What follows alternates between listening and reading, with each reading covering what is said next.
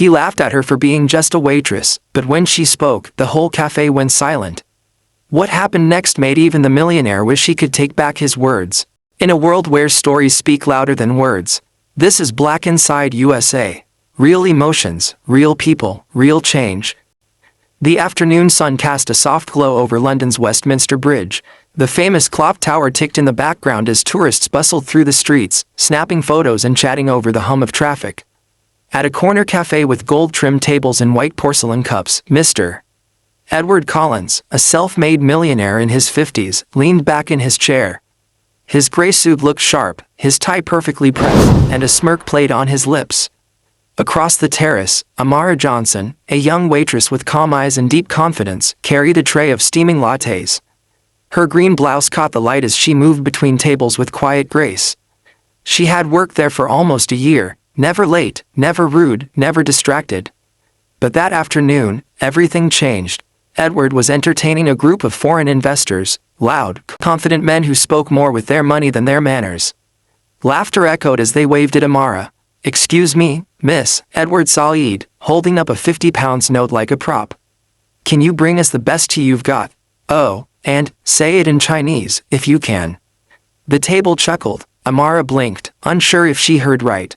"I beg your pardon," he leaned forward. "I said, say it in Chinese. You work here, right? London's full of smart people, prove you're one of them." The men roared with laughter. One even whispered, "Bet she doesn't even know where China is." Amara's heart squeezed, but she stood straight. "Sir, I'll bring your order right away." Edward grinned and added, "Tell you what, if you can speak Chinese properly, I'll give you £100,000. How's that for a tip?" The cafe went quiet. Even the other customers paused mid-bite. The way he said it, half joke, half arrogance, hung in the air like a challenge no one expected her to answer. Soft piano music builds, narrator tone shifts. She could have ignored him. She could have smiled and walked away.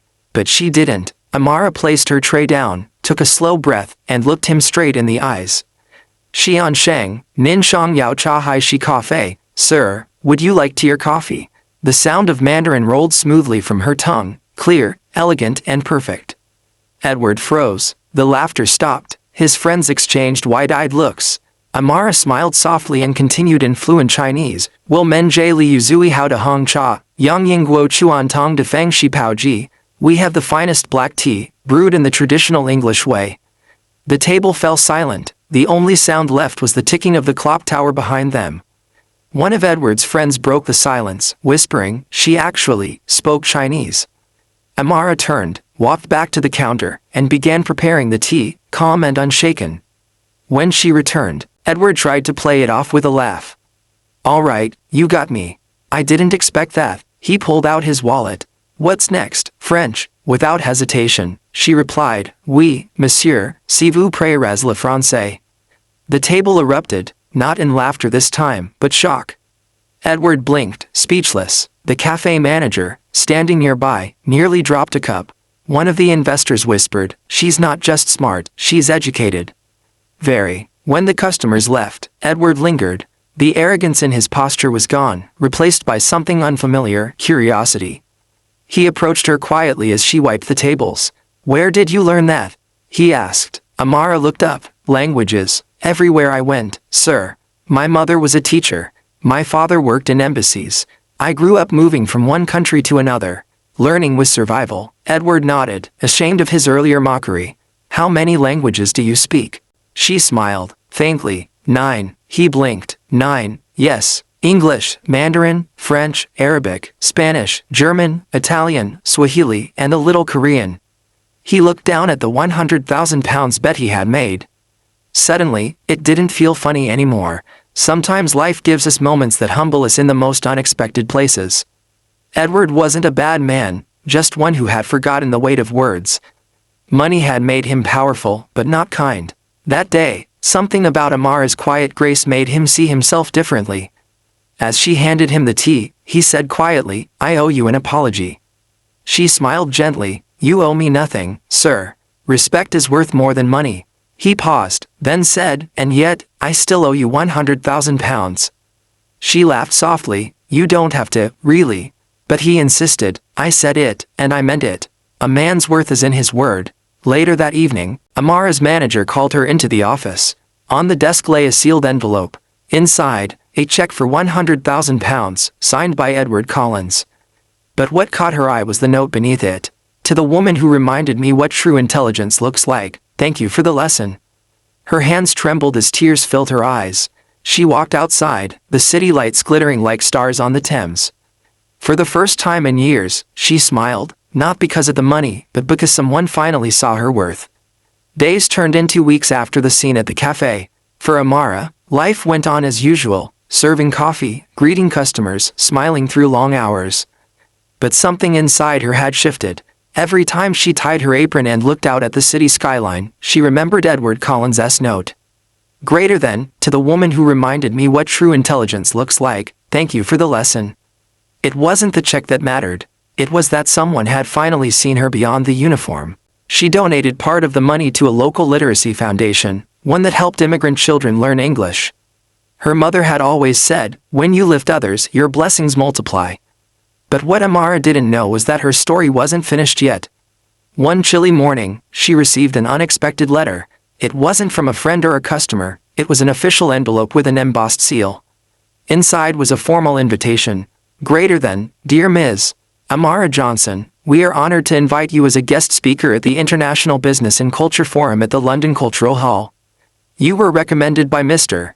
Edward Collins. Topic: The power of language and human dignity. She stared at it for a long moment, disbelief clouding her thoughts.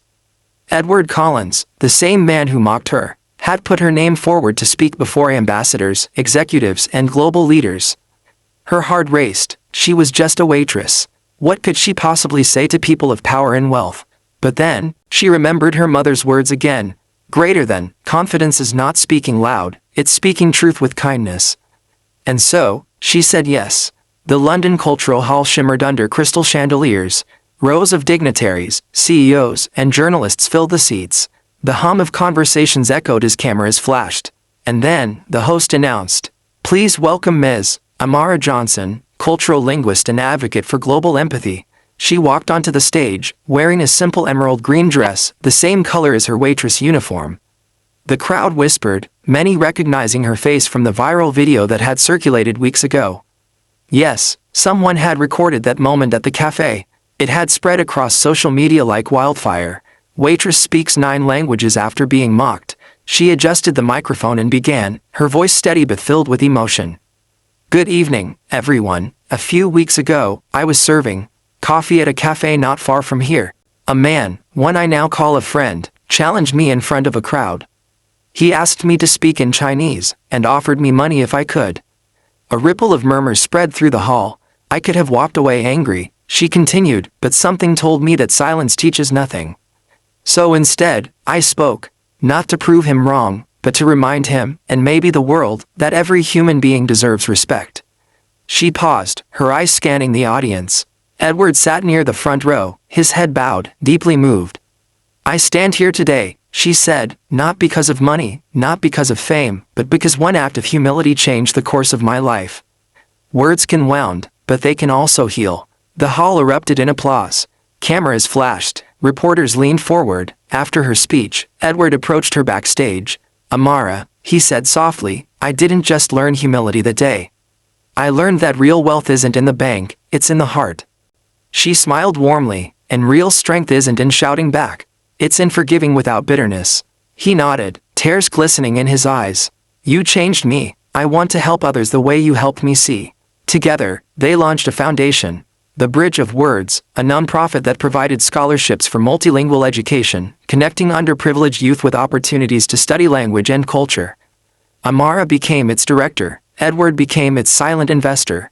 In 1 year, they helped hundreds of children find new paths, through communication, compassion, and confidence. Sometimes, the people who try to break us are the ones who help us rise higher. Amara never planned to be a symbol of change, but the universe often uses humble souls to remind the world what true dignity looks like. Months later, a young reporter interviewed her on live television. Ms. Johnson, the reporter asked, do you forgive the man who once mocked you? Amara smiled, her eyes kind and knowing. Of course, she said. He didn't insult me, he only tested his own heart. And through that moment, we both grew. Edward, sitting at home watching the interview, smiled too. He had become a different man, not because of guilt but gratitude. He began mentoring young entrepreneurs to focus not only on profit but purpose. He often repeated Amara's words, "Greater than, respect is worth more than money." Final emotional climax scene. One evening, the foundation hosted a charity gala, a full-circle moment. The same cafe waiter who once carried trays now stood as host in a hall filled with world leaders. As Amara spoke to the crowd, she noticed a little girl in the front row, shy, dark-skinned, wearing a small school uniform.